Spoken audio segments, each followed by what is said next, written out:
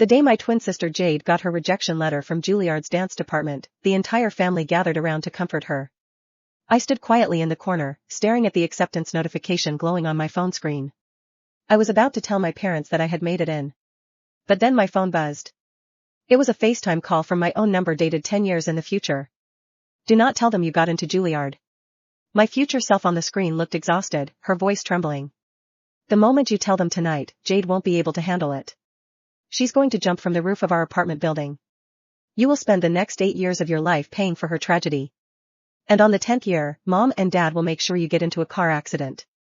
So you can never stand on a stage again. They will steal your life to pay for Jade's. Believe me, Pearl, our parents have never loved you.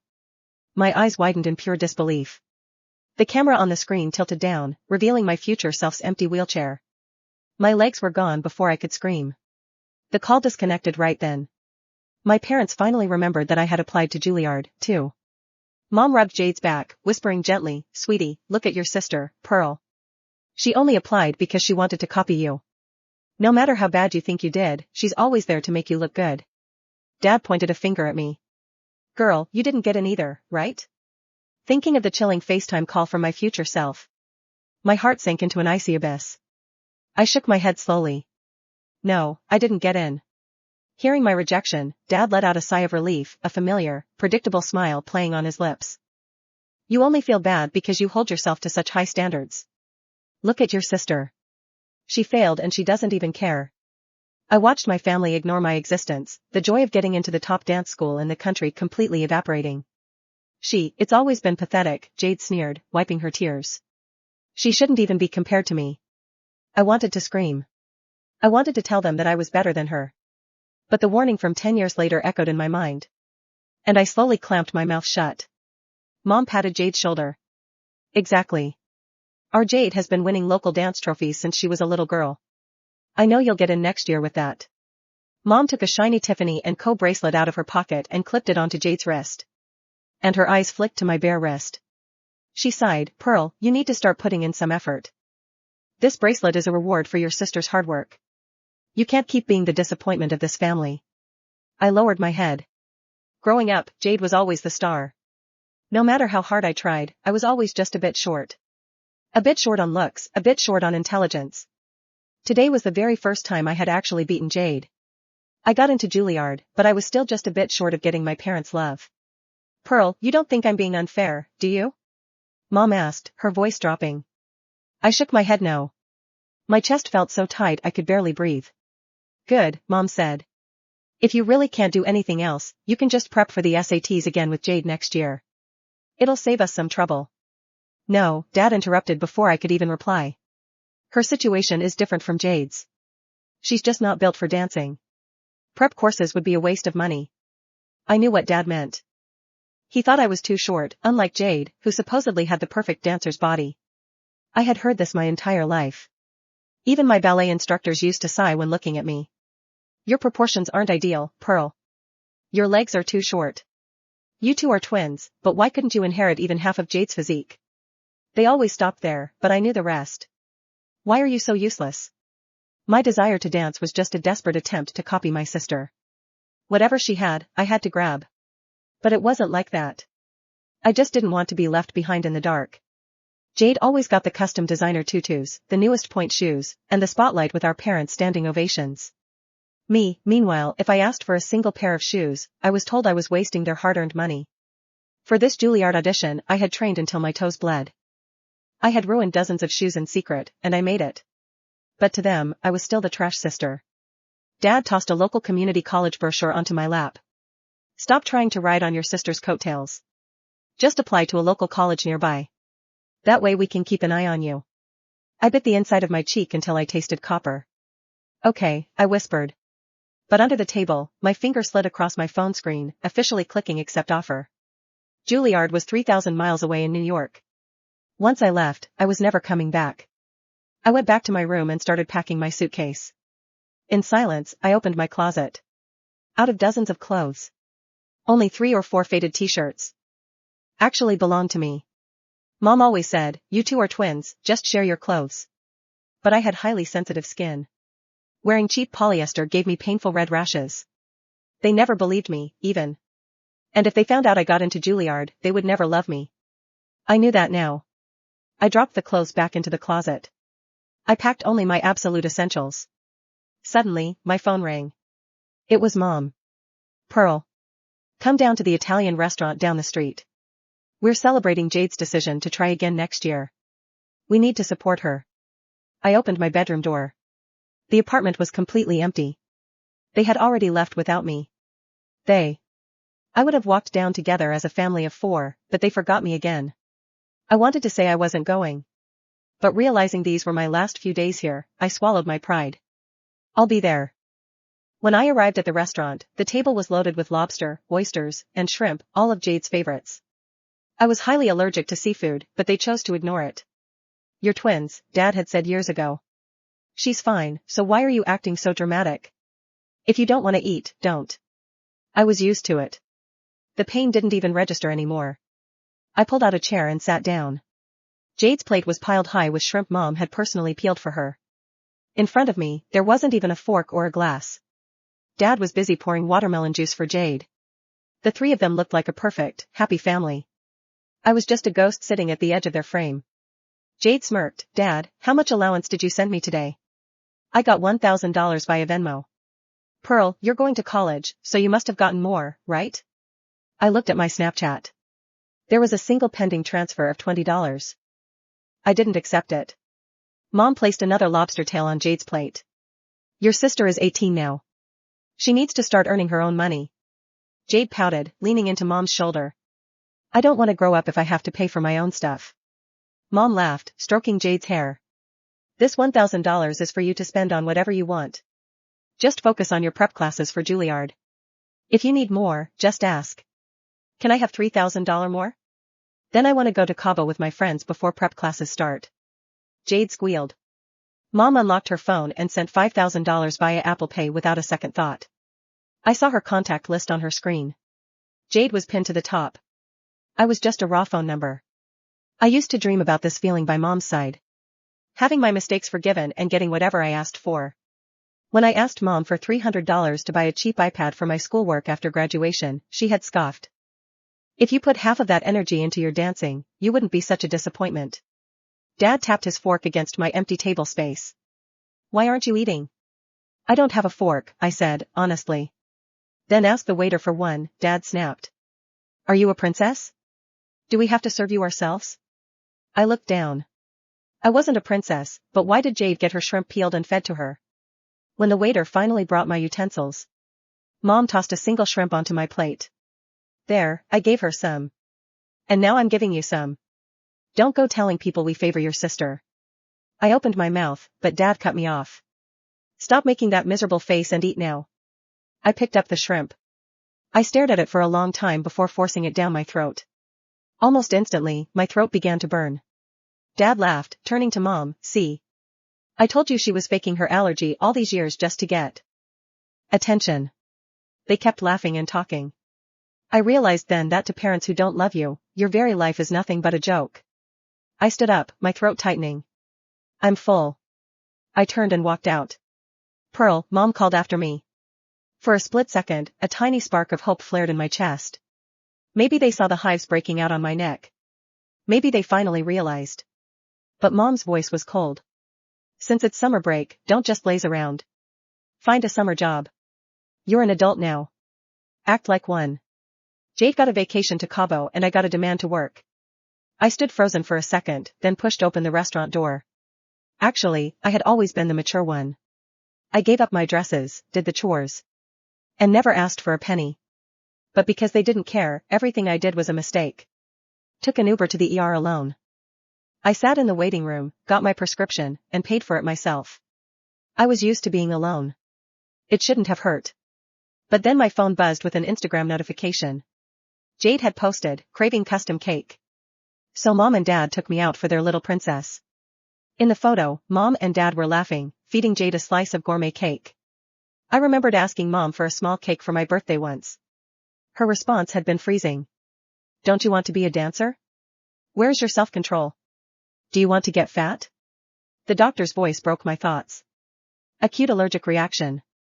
If you had come any later, you're airway would have closed up. It felt like a physical blow to my chest. Sweetheart, doesn't your family know you have a severe shellfish allergy? Of course they knew. They just didn't care. I sat in the cold hospital bed with an 4 in my arm, watching the fluid drip down. If Jade had been gone this late, they would have called the police in a panic. But my lock screen was completely empty. Not a single text. My knuckles turned white as I clutched my phone. I opened Instagram again. Mom had posted a collage of Jade. My beautiful girl graduated. Next stop, Juilliard. I scrolled through Mom's feed. It was a sea of Jade. My face appeared exactly once, in the background of Jade's photo. My mother's colleagues at work didn't even know she had twins. Once, one of them saw me and was shocked. Twins? I had no idea. Pearl doesn't look like Jade at all. She doesn't really fit in, does she? My parents had just laughed, pulling Jade closer. Yeah, they came from the same belly. But we wish Pearl had even half of Jade's grace. To them, I was just a defective buy one get one free deal. By the time my 4 was finished, it was the next morning. I walked back into the apartment. My parents were in the living room, packing Jade's designer suitcases. Dad glanced up at me. Pearl, where the hell were you? Does it matter? You didn't notice anyway. The room went dead silent. Dad's face twisted in rage. Do you think because you're 18 you can talk to us like that? Staying out all night, and now you have the nerve to blame us? The hives on my hands were still red and swollen. They were looking right at them, but they pretended not to see. I clenched my fists, skin burning. It won't happen again. Ignoring Dad's yelling, I walked back to my room. All of my belongings had been thrown into the hallway. In the trash can lay my painted plaster doll, shattered into pieces. I had painted that doll when I was 8. I had won second place in a dance competition, and they had taken us to a craft shop. That was the only time I stood next to Jade on a podium. She had won first. Before I could even finish painting it. They had abandoned me at the shop to take Jade to the movies. Jade walked out of my room, smirking. Pearl, since you're going to college anyway, you won't be coming back much. I'm taking over your room. Okay? I stared at the broken pieces of my childhood in the trash. Sure, I said quietly. I was never coming back anyway. Let her have it. Maybe my lack of reaction disappointed her. Jade's smirk faltered. You're not even going to yell? When we were kids, I fought for my space. All I got was, you're the older sister, Pearl. Can't you just let her have it? Now that I was leaving, there was nothing left to fight for. I grabbed my suitcase and turned around. Dad was blocking the hallway, his face dark. Pearl, you think you've got wings now, huh? You think we can't touch you? Are you trying to run away to scare us? No, I said, my voice completely flat. Since you aren't paying for my college, I have to go find a job. What is that supposed to mean? You think we owe you something? Dad bellowed. You wanted to dance, so we paid $1,500 a year for 8 years of classes. Even when your teacher told us you had zero talent, we never stopped you. And your clothes. You're the only one complaining about itchy fabric, so we had to buy you special outfits. That's hundreds of dollars. Your food, your point shoes. You asked me for $800 just last semester. Do you have any idea how much you cost us? I lost every dollar. Like a debt collector. My ears started ringing. Pearl, where's your goddamn conscience? My eyes burned, but I forced the tears back. I'll pay you back every single cent. Dad stepped forward and slapped me across the face. The force of it spun my head around. With what job? You failed your auditions. You're nothing. Why can't you be sensible like Jade for once in your life? My cheek burned like fire. Jade rushed over, fake tears spilling from her eyes as she grabbed my arm. Pearl, stop making Dad mad. They do everything for us. I never tried to take anything from you. She never had to try. Everything was handed to her on a silver platter. I shoved her off me. I barely used any force, but Jade stumbled back, crying out as if I had struck her. Mom instantly shielded Jade, glaring at me like I was a monster. Both of you are my daughters. How could you think I don't love you equally? You're a massive disappointment. But I knew the truth. Some daughters are just worth more than others. I turned around, opened the door, and walked out. Behind me, Dad's voice roared through the hallway. If you walk out that door, don't you dare ever come back. I pulled out my phone and booked a one-way train ticket to New York. I won't, I whispered. Pearl didn't go straight to New York. Instead, she stopped by the bank. She opened a brand new account under only her name, redirected every scholarship payment, changed every password, enabled two-factor authentication, and locked down her Juilliard enrollment so no one else could contact the school pretending to be her. Then she smiled. If the call from 10 years in the future was real, her parents would eventually try to steal her life. Not this time. 3 days later, Jade was packing for Cabo when she wandered into the living room. "Mom, where's my passport?" The apartment erupted into chaos. Dad tore through drawers. Mom dumped out every suitcase. "It's impossible. It was right here."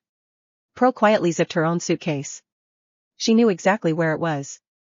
Because she'd watched Jade shove it into the pocket of the designer suitcase, the one she'd insisted Pearl carry. Downstairs 2 days earlier. Then Jade forgot she'd moved it. Pearl remembered. She could have told them. Instead she watched. For once, she wasn't cleaning up Jade's mess.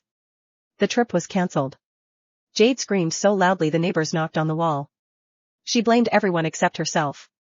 Pearl simply left for the train station. New York changed everything. Nobody knew Jade. Nobody cared about her parents. Nobody introduced Pearl as Jade's less talented twin. At Juilliard she was simply Pearl Carter. Within weeks professors noticed her.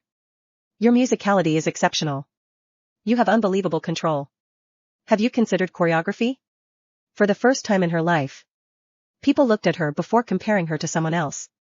Meanwhile, back home, Jade's second Juilliard audition went exactly as expected.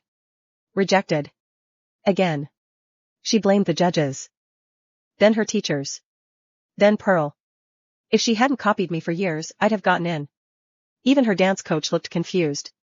Pearl was actually the stronger technician. "What? I assumed you knew." Jade's smile froze. 6 months later. Juilliard uploaded its annual showcase online. One performance exploded across social media. The lead dancer. Pearl. Millions of views. Professional companies commented. Broadway choreographers reposted it. Talent agencies flooded her inbox. Her name started appearing in dance magazines. She never mentioned her family. Not once. Then came the interview. The host smiled. "You're an only child?" Pearl looked into the camera. "No." The audience laughed. "I have a twin sister." "Oh. Is she a dancer too?" Pearl smiled politely. She wanted to be. Nothing else. No insults. No explanations. Somehow. That hurt far more. The clip went viral. Back home. Jade threw her phone across the room. "She embarrassed me on purpose." Dad immediately called Pearl. She declined. He called again. Blocked. Mom emailed. No response. They drove to New York. Juilliard security refused to let them inside. "You aren't on Ms. Carter's approved visitor list." Ms. Carter. Not their daughter. Not Pearl. Just Ms. Carter. Dad nearly exploded. "We're her parents." The guard checked the file. It specifically says not to admit family members. Pearl had filed the restriction months ago. After the phone call from the future. She'd planned ahead. That evening. Pearl walked out of rehearsal laughing with classmates. She spotted her parents across the street. She didn't stop walking. Dad shouted. "Pearl." She kept going. Mom ran after her. "Please. Just hear us out."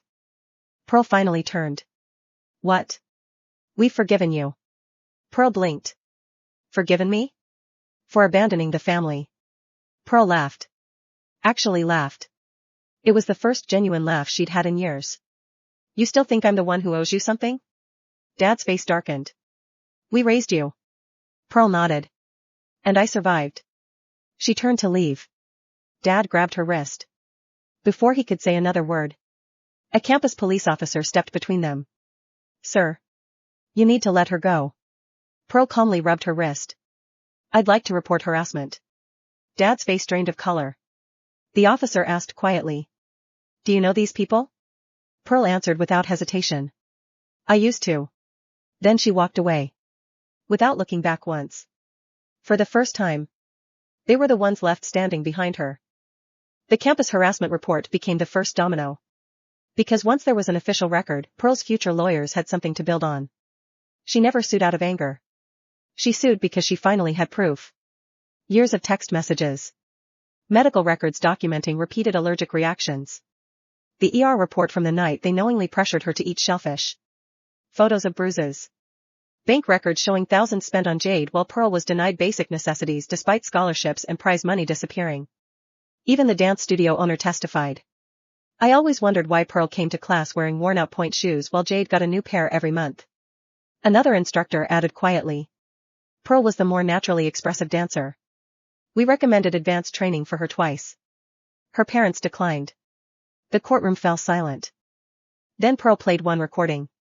She'd accidentally left her phone recording the day she'd moved out. Dad's voice echoed through the speakers. You're nothing. You'll never make it. We wasted every dollar on you. Then. The slap. Clear as day. No one spoke. Not even Jade. The judge didn't just award damages. He referred the case for further investigation into financial abuse and misuse of scholarship funds. Their reputation collapsed overnight. Dad's accounting firm quietly terminated him. No company wanted someone whose name was attached to child abuse headlines. Mom's private clients disappeared one by one.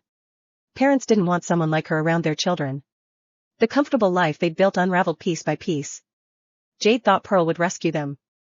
Instead, Pearl bought a penthouse overlooking Central Park. She paid cash. Then accepted the role of principal dancer with one of the country's most prestigious ballet companies. Every billboard. Every magazine. Every interview. Pearl smiled brighter than ever. She never mentioned her family. To the world. They simply didn't exist. Jade's life became a string of excuses. She auditioned again. Rejected. Again. Rejected. Again. Eventually even local companies stopped calling. People no longer introduced her as the talented twin. They whispered something far worse. Isn't that Pearl Carter's sister?